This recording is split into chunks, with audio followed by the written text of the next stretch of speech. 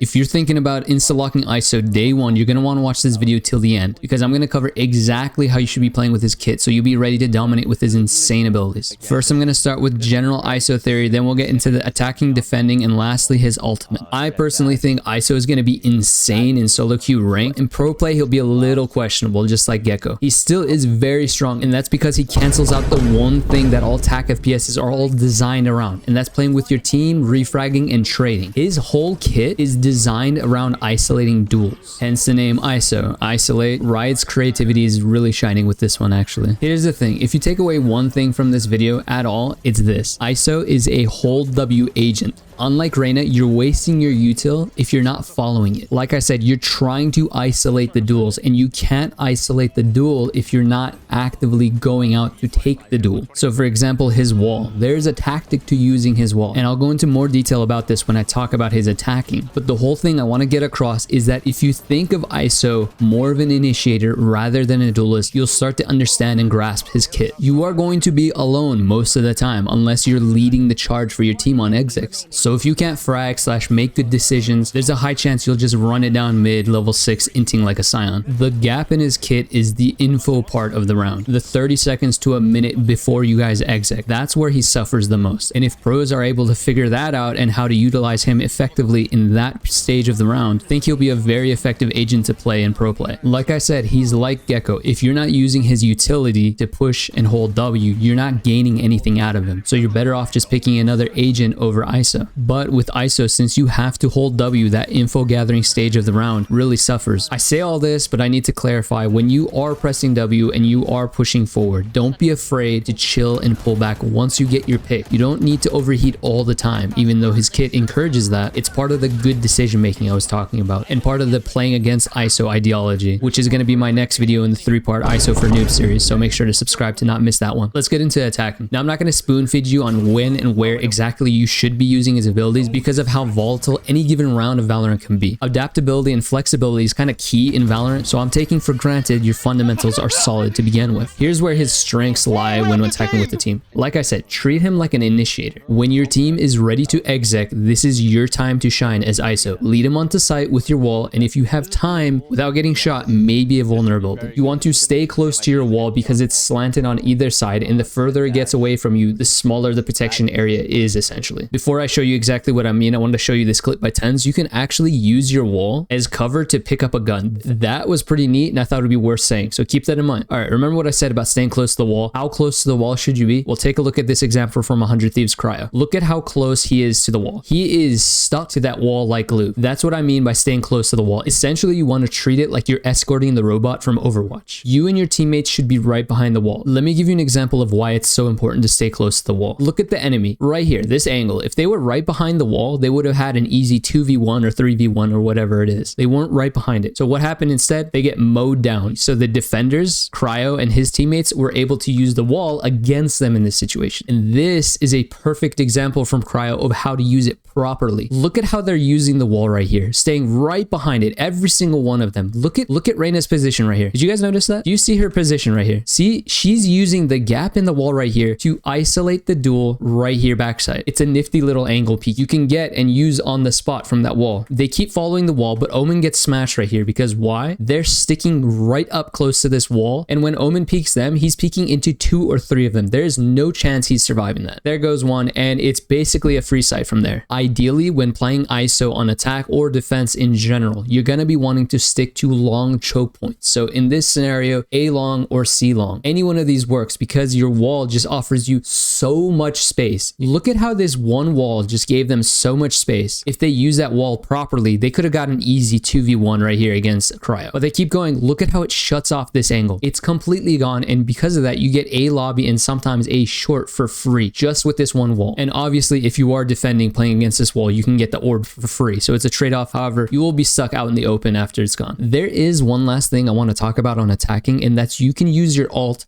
to pull the enemies off of the spike diffuse. However, as you'll see in this clip, it can sometimes screw you over. Because look at Cryo. He ults the enemy Reyna. They go into this 1v1 gulag and his whole team dies by the time he gets out of the gulag. He's in a 1v2 now. And on top of that, when you're in this gulag, you can't hear the spike being diffused whatsoever, nor can you do anything about it. So they could have gotten it halfway for all we know, or they could be still sticking it. And in all this time, the enemy could still be pushing up into your body. So in this scenario, it's just a free defuse for the defenders. Of course, Cryo just hit some nutty headshots there. Moving on to defending. If you are going to be anchoring a site, which you're kind of a duelist slash initiator, that's not really your job, but if you are, you want to stick to sites with long choke points like I said earlier. That's your bread and butter. Haven, A long, C long, either one of these is perfect. That's where you should be playing, ideally. Now remember what I said about the early round info gathering stage. You're kind of useless here, and other than pairing your team's util to set you up for a kill so you can chain together some flow states, ISO strength really shines on the retake. So if you're not looking to go for early picks and or your team isn't really good at cooperating and setting you up for those kills, you need to stay alive on defense. The same concepts from attacking apply to retaking, obviously. You want to lead your team in with the wall, use it to cut off common crossfires, so on and so forth. But here's the catch. If you notice the enemy team is playing heavy post plant, you can use the wall to block off spam and get the spike at least halfway. This alone on ISO is a massive play and can be the difference between a win or a loss. Same idea with his ult as well. You can invest it in this scenario to prevent some of that post plant util as well. So if Brim is up with his ult and Molly, or Killjoy is there with her mollies on it, you can ult them to help your team get at least halfway or have a fighting chance to defuse the spike. Now just like attacking, I don't think this is his best use of ult, but it's still an option and has a high risk, high reward. I'm going to be using Cryo's gameplay again to showcase that retaking capability, just because his brain is so big and despite having like a few minutes on ISO, he already knows how to use him properly. Look at this situation. It's a 5v4. The enemy's trying to come on the C side already, right? Look at how he uses his wall already. And this is, keep in mind, it's 0-0. This is, I think it's his first time playing. This is perfect usage of his wall right here. He has an idea that the enemy is probably C long, right? He throws out his wall. Watch when he peeks. He doesn't peek yet. He waits for his wall to get a little bit closer to cut off the left side of C long and Cubby. Then he takes the fight. Look at how he isolated that duel. If Omen was alive right there, that's the easiest fight you're ever gonna get. No refrag potential, no trade potential. It is the most genius, most effective use of this wall I've seen yet. All right, now the fun part. Let's get into ISO's ult. There's a lot of mixed emotions and split feelings amongst the community about ISO's ult of just pretty much being a 50-50 ult. You get a 1v1 Gulag fight against him. Like there's nothing special about that is what people are saying. However, let me explain why it's more than a 50-50. This right here is why it's more than a 50-50. ISO gets 2 walls and the enemy, the opponent, only gets 1. Disregard the fact that Chamber has an op right now in this situation. You might think that this isn't that important, but if you understand crosshair placement and pre-aim, you'll know that this is actually pretty important. Let me give Tens as an example here. Watch what he does the instant he's able to move around.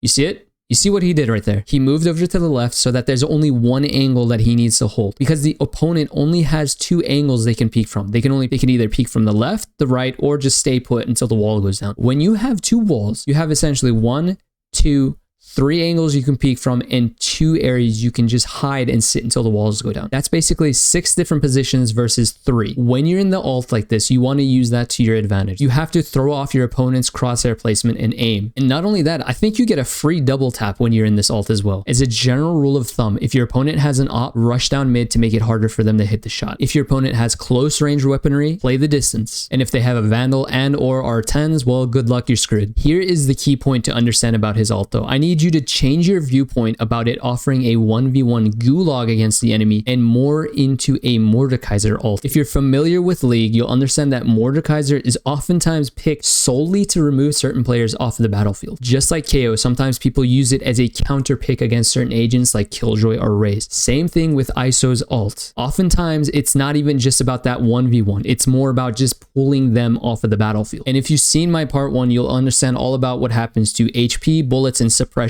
during this ult. And if not, I highly recommend you watching that next by going ahead and clicking this. And don't forget to sub to be notified when my part 3 comes out on how to play against ISO. I'll see you later. Peace.